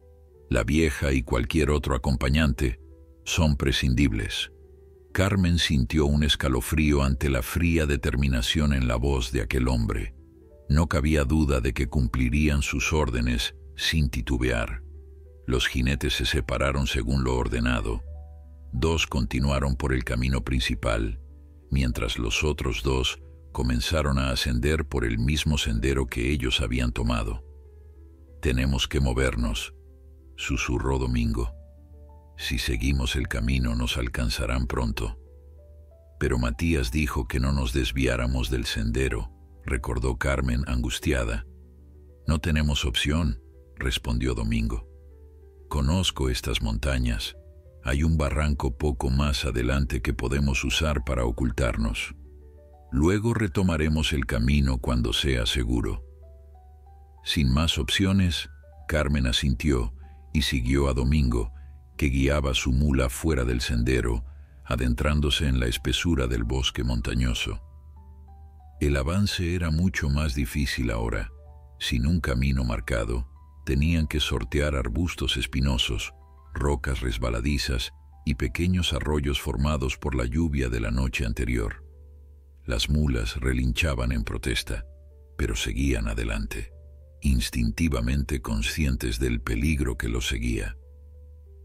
«¿Oyes eso?», susurró Carmen después de casi una hora de penoso avance. Domingo se detuvo y escuchó. A lo lejos, pero acercándose, se oían voces y el crujir de ramas. «Los hombres de Montero», confirmó. «Están siguiendo nuestras huellas». «¿Cómo es posible?», se lamentó Carmen. «Fuimos tan cuidadosos». «Son rastreadores experimentados», respondió Domingo, urgiendo a su mula a continuar. «Y estas mulas dejan huellas claras en el suelo húmedo». Avanzaron con renovada urgencia, pero Carmen sabía que era una carrera que no podían ganar. Las mulas, cargadas y cansadas, no podían competir con la velocidad de los perseguidores a caballo. «Allí», señaló Domingo finalmente, «el barranco que mencioné». Ante ellos se abría una profunda grieta en la montaña, no muy ancha pero lo suficientemente profunda como para ser peligrosa. En el fondo corría un arroyo turbulento, engrosado por la lluvia reciente. «Tendremos que dejar las mulas», decidió Domingo. «Hay un paso estrecho por allí», señaló hacia la derecha. «Podemos cruzar a pie y ocultarnos en las cuevas del otro lado. Las mulas distraerán a los perseguidores, al menos por un tiempo». Desmontaron rápidamente. Carmen tomó su pequeño atado con provisiones, mientras Domingo liberaba a las mulas de sus cargas. «Vayan», les dijo, dándoles una palmada en los cuartos traseros. «Sigan el sendero».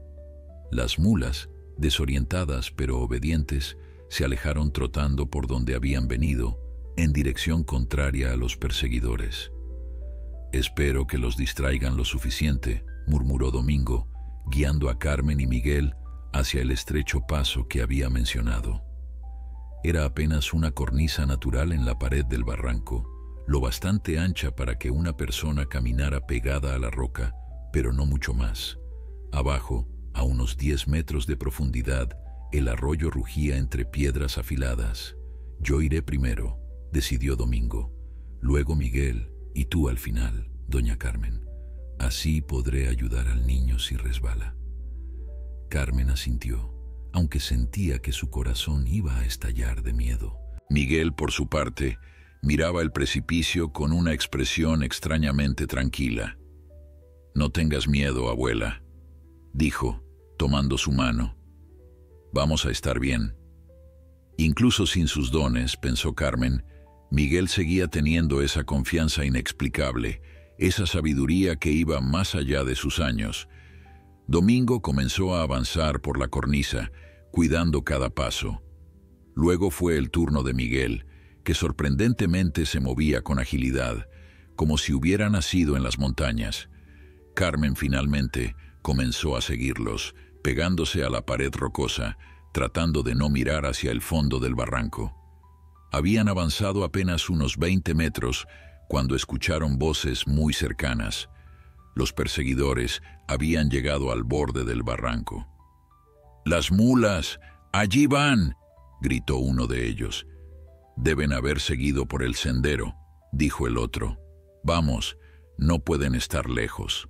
Carmen, Domingo y Miguel se quedaron inmóviles, apenas respirando, pegados a la pared rocosa y ocultos por un saliente. Si los hombres de Montero decidían inspeccionar el barranco más detenidamente, seguramente los descubrirían. Hubo un momento de tenso silencio y luego el sonido de cascos alejándose. Los perseguidores habían seguido tras las mulas. «Gracias a Dios», suspiró Carmen. «No podemos confiarnos», advirtió Domingo.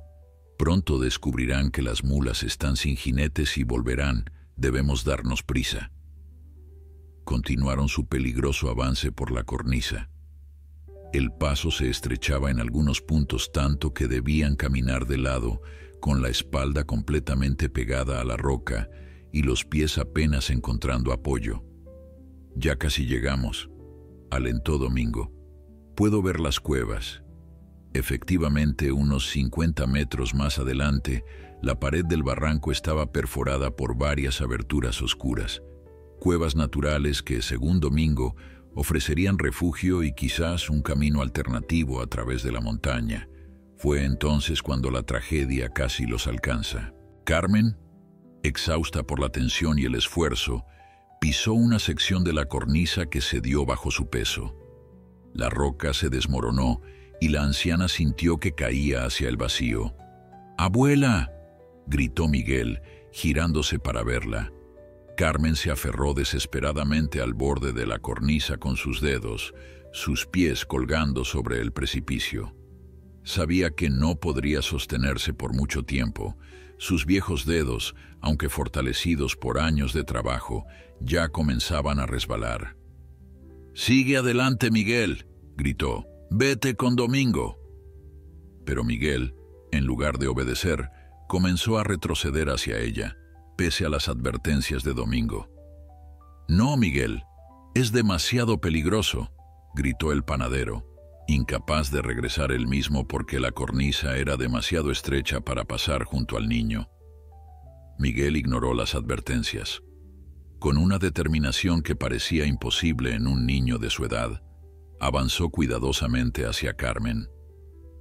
«Dame la mano, abuela», dijo, extendiendo su pequeña mano hacia ella. «No, mi niño», jadeó Carmen, sintiendo que sus fuerzas se agotaban. «No podrás sostenerme. Sálvate tú». «Dame la mano», repitió Miguel, y había algo en su voz, una autoridad, una fuerza, que no parecía provenir de un niño de 6 años. Carmen, sin más opciones, extendió una mano temblorosa. Miguel la agarró con firmeza sorprendente. En el momento en que sus manos se tocaron, Carmen sintió una cálida energía fluir desde el niño hacia ella. Sus músculos, a punto de rendirse, se llenaron de una fuerza renovada. Con un esfuerzo que parecía sobrehumano para su edad, Miguel tiró de ella, ayudándola a volver a la seguridad relativa de la cornisa. «Pero ¿cómo?», balbuceó Carmen mirando a Miguel con asombro. «La poción. Algunas cosas son más fuertes que cualquier poción, abuela», sonrió Miguel. «El amor es la magia más poderosa». No había tiempo para más explicaciones. El ruido de la caída podría haber alertado a los perseguidores. Retomaron su camino por la cornisa, ahora con Domingo en la retaguardia para ayudar a Carmen si era necesario. Finalmente llegaron a las cuevas. La entrada era lo suficientemente amplia para que pasaran cómodamente, pero el interior estaba sumido en una oscuridad casi total. tengo pedernal y yesca, dijo Domingo, sacando los implementos de su bolsa. Haré una antorcha. Usando ramas secas que encontraron en la entrada de la cueva, Domingo improvisó una antorcha que iluminó el interior con un resplandor anaranjado. La cueva era más profunda de lo que parecía desde afuera. El suelo descendía suavemente y las paredes estaban cubiertas de extrañas formaciones que brillaban débilmente a la luz de la antorcha. «Es hermoso», susurró Miguel, tocando una de las formaciones cristalinas. «Son cuevas muy antiguas», explicó Domingo. «Los pastores dicen que se conectan con toda la montaña, formando una red de túneles. Si tenemos suerte, podremos encontrar un camino que nos lleve directamente al otro lado, cerca del convento». Carmen, aún conmocionada por su casi caída y por la inexplicable fuerza de Miguel, observaba al niño con una mezcla de gratitud y perplejidad. La poción de Matías debería haber suprimido sus dones por varios días, pero de alguna manera, en el momento de mayor necesidad, Miguel había accedido a ellos. Avanzaron por la cueva, guiados por el instinto de Domingo y la luz vacilante de la antorcha. El túnel se bifurcaba en ocasiones, y el panadero elegía el camino basándose en pequeñas señales: una corriente de aire, un ligero ascenso, el sonido distante del agua. «¿Cómo sabes por dónde ir?», preguntó Carmen después de una de estas elecciones. «Mi padre era pastor», explicó Domingo. «Me trajo a estas cuevas cuando era niño. No recuerdo todo el camino, pero algunas cosas permanecen contigo para siempre». Tras lo que pareció una eternidad caminando en la penumbra, el túnel comenzó a ascender. La temperatura, que había sido fresca pero soportable, comenzó a descender y pronto su aliento formaba pequeñas nubes delante de ellos. «Debemos estar cerca de otra salida», comentó Domingo. «El aire frío viene de fuera». Efectivamente, poco después vieron un resplandor tenue al final del túnel. A medida que se acercaban, la luz se hacía más intensa, hasta que finalmente llegaron a una abertura en la roca. La salida de la cueva daba a una pequeña meseta en la ladera opuesta de la montaña. Desde allí podían ver un valle amplio y verde, y en la distancia, sobre una colina suave, los muros blancos de lo que solo podía ser el convento. «Lo logramos», suspiró Carmen, con lágrimas de alivio en los ojos. «El convento está ahí». «Aún tenemos que cruzar el valle», advirtió Domingo. «Pero al menos ya no estamos en el barranco y hemos dejado atrás a los perseguidores, al menos por ahora». Miguel, que había estado inusualmente silencioso durante la travesía por la cueva, se acercó al borde de la meseta y miró hacia el convento con expresión solemne. «No estamos a salvo todavía», dijo, su voz extrañamente adulta. «Ellos también pueden ver el convento, y hay algo más esperándonos allí». Carmen y Domingo intercambiaron miradas preocupadas. ¿Era esto otro destello de los dones suprimidos de Miguel, o simplemente la intuición de un niño asustado? Decidieron descansar un momento antes de iniciar el descenso hacia el valle. Domingo compartió las escasas provisiones que habían logrado salvar: un poco de pan, queso y unas manzanas. Carmen miraba constantemente hacia atrás, temiendo ver aparecer a los perseguidores por la entrada de la cueva. «Abuela», dijo Miguel repentinamente tomando su mano, «¿recuerdas cuando me mostraste el medallón, el que tenía el águila y la espada?» Carmen asintió, sorprendida. Con todo lo ocurrido, casi había olvidado que el medallón seguía cosido en el interior del abrigo de Miguel. «Necesito verlo otra vez», pidió el niño. Carmen dudó un momento, pero luego accedió. Con cuidado, descosió la pequeña bolsa improvisada en el forro del abrigo y extrajo el medallón de oro, que brilló intensamente bajo la luz del sol de la tarde. Miguel lo tomó entre sus pequeñas manos, observándolo con atención como si intentara descifrar un mensaje oculto en sus grabados. «Mi padre me lo dio a mi madre el día que se casaron», dijo finalmente. Le dijo que siempre los protegería a ella y a sus hijos, que era más que un símbolo de su familia, era un talismán con poder verdadero. Carmen contuvo el aliento. Miguel hablaba como si recordara ese momento, como si hubiera estado presente, aunque era imposible. «¿Cómo sabes eso, Miguel?», preguntó con voz temblorosa. El niño levantó la mirada hacia ella, y por un instante, Carmen vio en sus ojos azules un destello de algo antiguo, algo que iba más allá de la comprensión humana. «Lo recuerdo, abuela», respondió simplemente. «Y hay más que debo recordar antes de llegar al convento, porque no solo los hombres de Montero nos buscan, hay algo más, algo que ha estado esperando todos estos años, algo que mi madre despertó sin querer el día que huyó del palacio». Un silencio profundo siguió a las enigmáticas palabras de Miguel. Carmen y Domingo intercambiaron miradas de preocupación, sin saber cómo interpretar lo que acababan de escuchar. «¿Qué quieres decir, mi niño?», preguntó finalmente Carmen, arrodillándose frente a Miguel para mirarlo a los ojos. «¿Qué despertó tu madre?». Miguel acarició el medallón con sus pequeños dedos, siguiendo el contorno del águila grabada en el metal. Su rostro infantil mostraba una expresión de concentración impropia de su edad. «No lo sé exactamente», admitió, frunciendo el ceño. «Todavía no puedo recordarlo todo. Es como si hubiera una niebla en mi mente, y solo puedo ver fragmentos a través de ella». Domingo, que había estado vigilando el camino por donde habían venido, se acercó a ellos. «Debemos seguir», urgió, señalando hacia el valle que se extendía debajo. «El sol comenzará a ponerse pronto, y no quiero que nos sorprenda la noche en campo abierto». Carmen asintió y ayudó a Miguel a guardar nuevamente el medallón en su escondite en el forro del abrigo. Con determinación renovada, el pequeño grupo comenzó el descenso por la ladera de la montaña hacia el valle que los separaba del convento. El camino era empinado, pero no tan peligroso como la cornisa del barranco.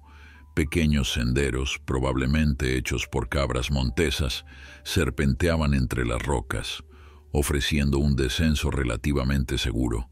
Aún así, avanzaban con cautela, conscientes de que un resbalón podría significar una caída dolorosa o incluso fatal. A medida que descendían, el paisaje cambiaba gradualmente. La vegetación se volvía más abundante, los pinos dando paso a arbustos floridos y hierbas aromáticas que perfumaban el aire. Carmen reconocía muchas de ellas: romero, tomillo, lavanda silvestre, plantas que ella misma recolectaba en las colinas cercanas a San Isidro para sus remedios. El sol comenzaba a descender hacia el horizonte, tiñendo el cielo de tonos dorados y rojizos, cuando finalmente llegaron al valle. Ante ellos se extendía una pradera ondulante, salpicada de flores silvestres y atravesada por un arroyo cristalino que serpenteaba hacia el este. «Hermoso», murmuró Carmen, momentáneamente distraída de sus preocupaciones por la belleza del lugar. «Y peligroso», añadió Domingo, señalando la pradera abierta. «No hay donde esconderse si alguien nos busca. Debemos cruzarlo rápidamente y sin ser vistos».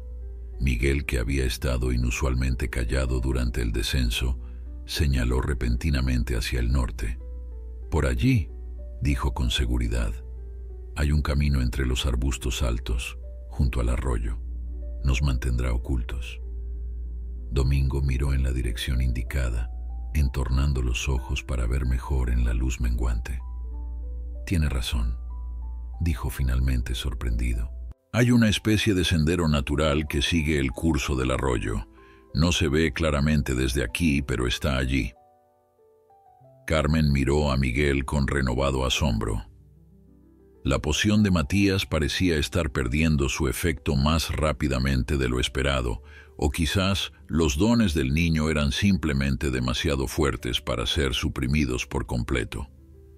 Siguiendo la indicación de Miguel, avanzaron por el sendero oculto entre altos arbustos de enebro y retama. El camino era estrecho pero transitable y les proporcionaba la cobertura que tanto necesitaban.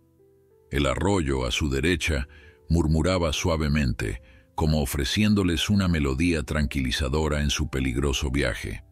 Habían avanzado quizás 1 kilómetro, cuando Miguel se detuvo abruptamente, alzando una mano en señal de advertencia. «Alguien viene», susurró, señalando hacia adelante. Carmen y Domingo se tensaron, aguzando el oído. Al principio no escucharon nada más que el murmullo del agua y el suave silbido del viento entre los arbustos, pero luego lo oyeron, voces aún distantes pero acercándose, y el sonido inconfundible de cascos de caballos. «¡Los hombres de Montero!», exclamó Carmen en un susurro aterrorizado. «¿Cómo es posible? ¿Cómo pudieron adelantarse a nosotros?» «Deben haber tomado otro camino», razonó Domingo, mirando a su alrededor en busca de una vía de escape. «Quizás conocen estas montañas mejor de lo que pensábamos». «No son los hombres de Montero», dijo Miguel con una certeza inquietante. «Es alguien más, alguien que también nos busca». Antes de que Carmen o Domingo pudieran responder, el sonido de un cuerno resonó en el valle, un llamado largo y melodioso que parecía llenar el aire con una extraña energía. «¡Al suelo!», ordenó Domingo, tirando de Carmen y Miguel hacia abajo, entre los arbustos más densos. Apenas habían logrado ocultarse cuando un grupo de jinetes apareció en el sendero avanzando en fila india. No eran los hombres de negro que los perseguían desde San Isidro. Estos jinetes vestían túnicas de un blanco resplandeciente, y sus monturas no eran caballos comunes, sino criaturas más esbeltas y gráciles, casi etéreas en el crepúsculo. Carmen contuvo el aliento, incapaz de creer lo que veían sus ojos. Los jinetes parecían salidos de un cuento de hadas o de las leyendas antiguas que su abuela le contaba cuando era niña. «Guardianes», murmuró Miguel a su lado, sus ojos brillantes con reconocimiento. «Son como Matías, pero más poderosos, protectores de los antiguos secretos». El líder del grupo, un hombre de cabello plateado y rostro sereno, detuvo su montura justo frente a su escondite. Por un terrible momento, Carmen pensó que los había descubierto, pero entonces el jinete alzó la vista hacia las montañas que habían dejado atrás, como si buscara algo en las alturas. «Se acercan», dijo con una voz profunda y melodiosa que parecía llevar consigo el eco de edades pasadas. «El usurpador ha enviado a sus sabuesos. Debemos encontrar al elegido antes que ellos».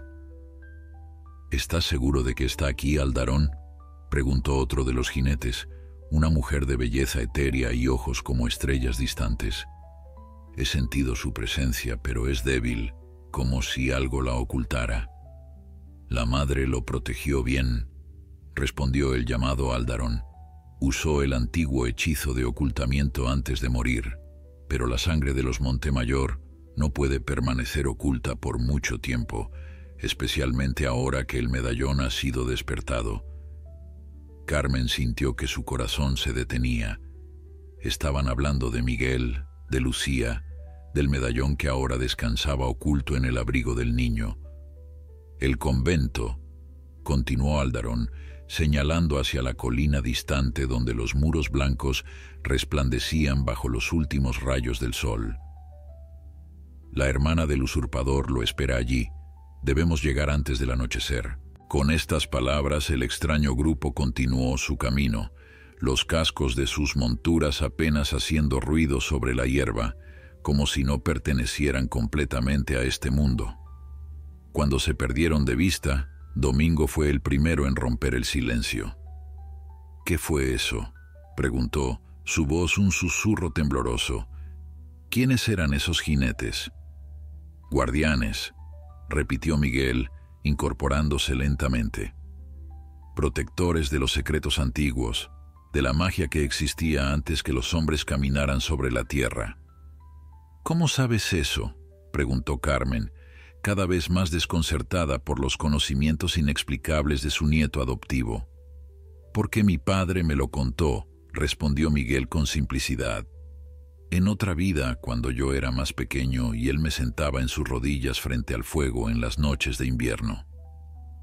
Carmen intercambió una mirada de preocupación con Domingo.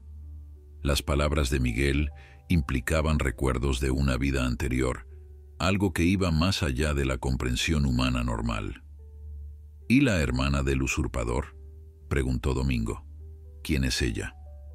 Miguel frunció el ceño, como si intentara recordar algo difícil. «La hermana de mi tío Fernando», dijo finalmente. «La tía Beatriz. Ella no quiso ser parte de su traición, así que se refugió en el convento. Ha estado esperándome todos estos años». «¿Cómo puede ser eso posible?», murmuró Carmen, más para sí misma que esperando una respuesta. «¿Cómo puede una monja, hermana del hombre que asesinó a tu padre, estar esperándote en ese convento?». «Porque ella fue quien le dio el medallón a mi padre», explicó Miguel. «Es la guardiana de los secretos de la familia Montemayor, y ahora debe pasarme a mí ese conocimiento antes de que sea demasiado tarde». El crepúsculo daba paso rápidamente a la noche. Las primeras estrellas comenzaban a brillar en el cielo oriental, mientras el oeste aún ardía con los últimos fuegos del día. «Debemos seguir», decidió Domingo poniéndose de pie. «Si esos jinetes van al convento y los hombres de Montero también, no podemos quedarnos aquí». «Pero, ¿a dónde iremos?», preguntó Carmen, sintiendo que su plan original se desmoronaba. «El convento ya no parece un lugar seguro». «Al convento», afirmó Miguel con una seguridad que contrastaba dramáticamente con su apariencia infantil. «Es donde debemos ir. La tía Beatriz nos protegerá, y los guardianes también». «¿Confías en esos jinetes, Miguel?», preguntó Carmen dudosa. «¿Cómo sabes que no son tan peligrosos como los hombres de Montero?». Miguel sonrió, una sonrisa extrañamente adulta en su rostro de niño. «Porque son los mismos que guiaron a mi madre a tu cabaña aquel día, abuela», dijo tomando su mano. «Fueron ellos quienes le mostraron el camino hacia ti, sabiendo que tú me protegerías y me criarías con amor. Y ahora nos guían de nuevo, hacia el siguiente paso de nuestro camino». La noche había caído por completo cuando Carmen, Domingo y Miguel llegaron a las puertas del convento. La imponente estructura se alzaba como una fortaleza de piedra blanca, sus muros iluminados por la luz plateada de la luna llena. Un silencio sobrenatural envolvía el lugar, interrumpido solo por el suave ulular de un búho en la distancia. «Parece desierto», susurró Domingo, observando con inquietud las ventanas oscuras y la ausencia de guardias en la entrada. Carmen compartía su preocupación. Había esperado encontrar un refugio bullicioso, lleno de monjas y, tal vez, algunos de los misteriosos guardianes. En cambio, el convento parecía abandonado, como si hubiera estado esperando durante años la llegada de algo o alguien. Miguel, sin embargo, avanzó con determinación hacia la gran puerta de madera. «No está abandonado», dijo con esa extraña certeza que seguía desconcertando a Carmen. «Están esperando por nosotros». Antes de que pudieran responder, la pesada puerta comenzó a abrirse lentamente, sin que nadie pareciera empujarla desde el interior. Un resplandor cálido emergió del umbral, y en él apareció la figura de una mujer mayor vestida con el hábito blanco y negro de las monjas de clausura. «Habéis llegado», dijo la monja con una voz melodiosa que parecía demasiado joven para su rostro arrugado. «Justo a tiempo». «¿Hermana Beatriz?», preguntó Miguel, dando un paso adelante. La monja lo miró con asombro, sus ojos repentinamente brillantes con lágrimas contenidas. «Sí, pequeño duque», respondió, inclinándose ligeramente. «Soy Beatriz de Montemayor y he esperado este momento durante 7 largos años». Carmen y Domingo intercambiaron miradas de perplejidad. ¿Cómo podía Miguel conocer a esta mujer? ¿Y cómo podía ella reconocerlo si nunca lo había visto antes? «Entrad rápido», urgió Beatriz, mirando con preocupación hacia el valle. «Los sabuesos del usurpador se acercan y la noche no es segura». Sin más preámbulos, los 3 viajeros cruzaron el umbral. La puerta se cerró tras ellos con un sonido pesado, como si el propio convento suspirara de alivio. El interior era sorprendentemente acogedor. Antorchas y velas iluminaban un amplio patio central, rodeado de arcadas y pasillos que conducían a diversas partes del edificio. En el centro del patio había una fuente de piedra donde el agua brotaba cristalina, reflejando la luz de la luna que se filtraba desde arriba. «Bienvenidos al convento de la luz eterna», dijo Beatriz guiándolos hacia la fuente, uno de los últimos refugios de la antigua magia en este mundo cada vez más olvidadizo.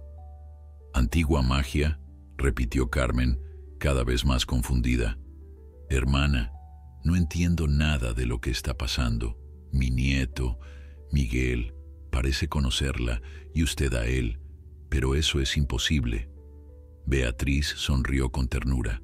«El niño que llamáis Miguel es mucho más de lo que parece, doña Carmen, y vos lo sabéis, aunque vuestra mente racional se resista a aceptarlo». «Tía Beatriz», intervino Miguel, con una voz que de nuevo parecía pertenecer a alguien mucho mayor. «El medallón ha despertado». La monja asintió gravemente. «Lo sé, pequeño. Lo sentí hace 3 días, cuando finalmente lo tocaste y recordaste. Por eso envié a los guardianes a buscarte, pero Fernando también lo sintió y envió a sus hombres». «¿Alguien podría explicarnos qué está pasando?», exigió Domingo, su paciencia agotándose. «¿Qué es ese medallón? ¿Y quiénes son ustedes realmente?». Beatriz hizo un gesto conciliador con la mano. «Todo será explicado, buen hombre. Pero primero, debéis descansar y comer algo. Ha sido un viaje largo y peligroso».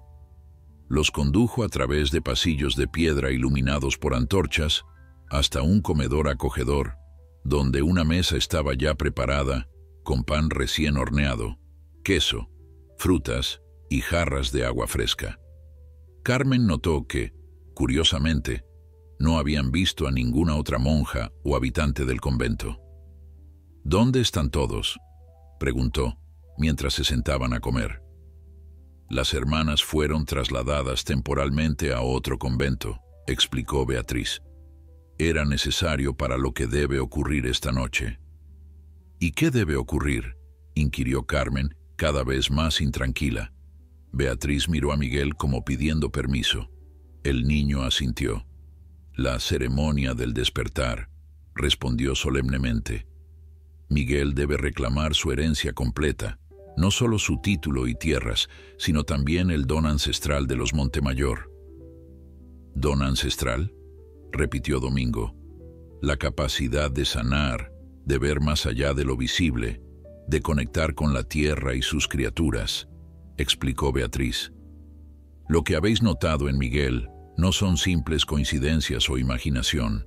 Son manifestaciones de un poder que ha pasado de generación en generación en la familia Montemayor desde tiempos inmemoriales».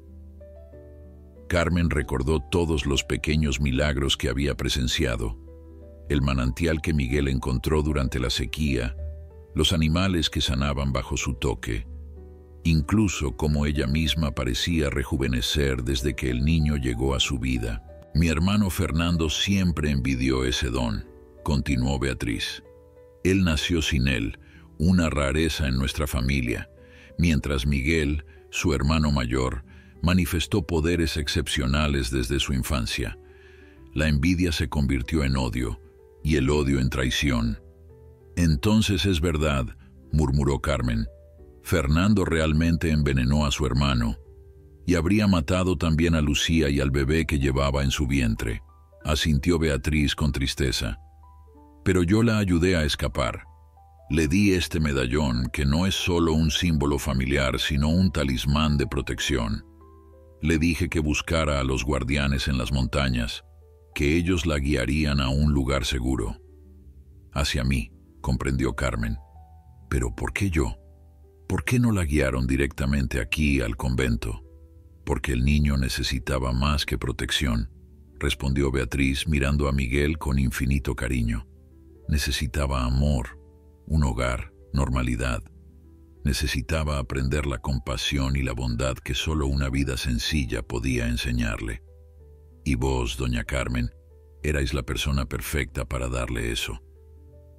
Miguel se levantó de la mesa y se acercó a Carmen, tomando sus manos entre las suyas. Gracias, abuela, dijo con emoción genuina. Por todo, por salvarme, por criarme, por amarme como a tu propio nieto. Nunca lo olvidaré, sin importar lo que pase esta noche. Carmen sintió un escalofrío. Había algo en las palabras de Miguel que sonaba a despedida.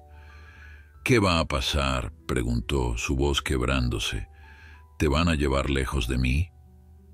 Antes de que Miguel pudiera responder, un estruendo lejano sacudió el convento. Beatriz se puso de pie de un salto, su rostro repentinamente tenso. Han llegado, dijo, antes de lo que esperaba. No hay tiempo que perder. Los condujo apresuradamente a través de más pasillos hasta llegar a una capilla circular en el corazón del convento. En el centro había un altar de piedra blanca y sobre él un antiguo libro de cuero con grabados similares a los del medallón. El libro de los guardianes, explicó Beatriz, contiene la historia y los secretos de nuestra familia y el ritual que debe realizarse esta noche. Otro estruendo, más cercano esta vez, hizo temblar las paredes. Polvo y pequeños fragmentos de piedra cayeron del techo. Están atacando el convento, dijo Domingo alarmado. ¿No hay guardias? ¿Defensas? Los guardianes se encargarán de contenerlos todo lo posible, respondió Beatriz. Pero no podrán detenerlos indefinidamente. Debemos comenzar ahora. Abrió el libro antiguo, pasando páginas hasta encontrar lo que buscaba. Luego se volvió hacia Miguel. ¿Estás listo, pequeño duque? Miguel asintió con solemnidad.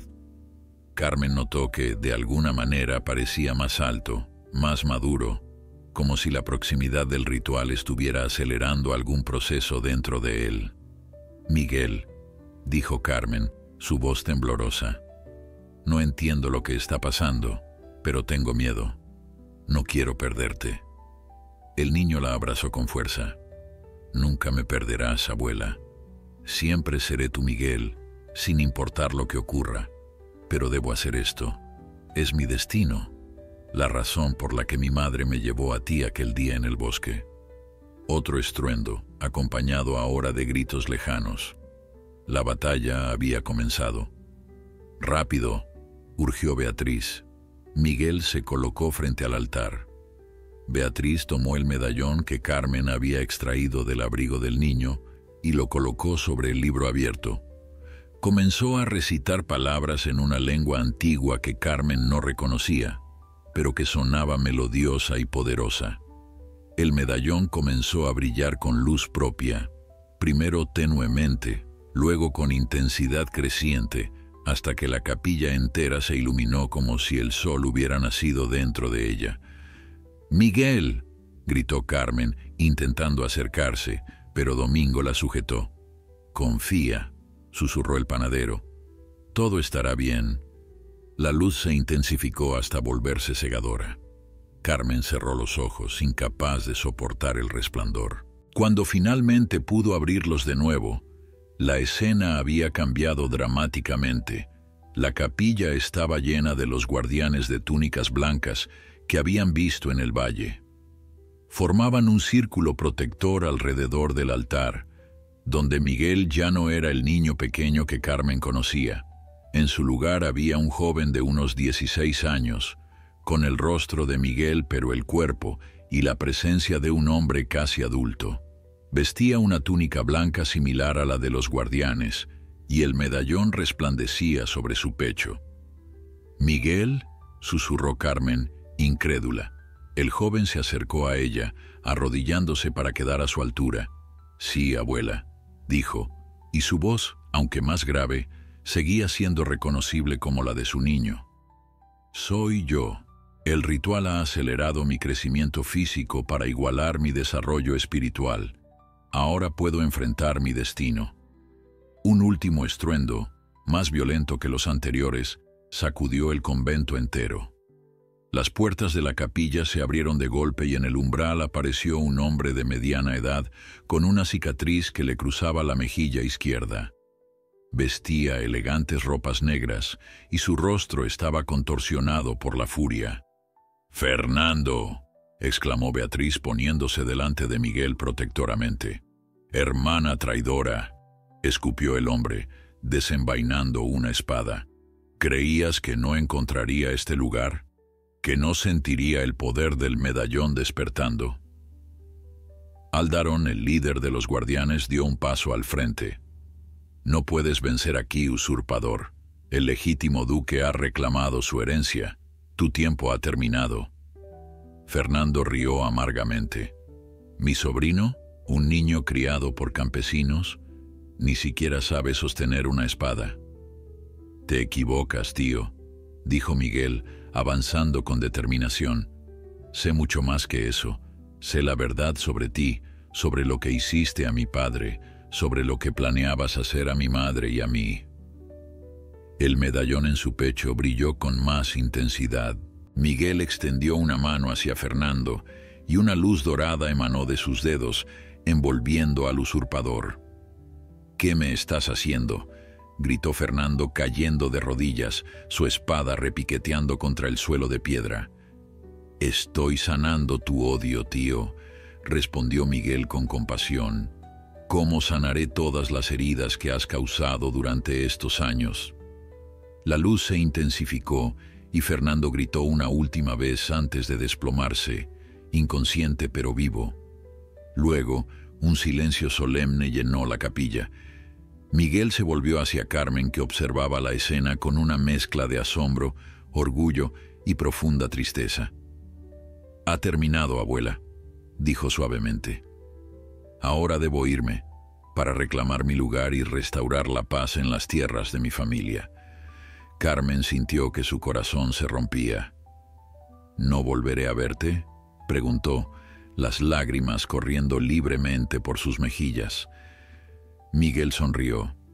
Esa sonrisa que ella conocía tan bien, que había iluminado sus días durante 7 maravillosos años.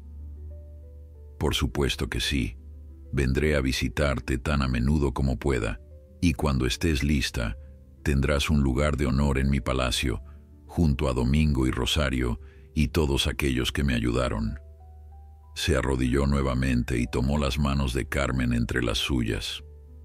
«Pero nunca olvides que, sin importar lo que sea ahora o lo que llegue a ser en el futuro, siempre seré primero tu nieto, el niño que una mujer muriendo en el monte le entregó a una bondadosa campesina, y ese fue el verdadero milagro».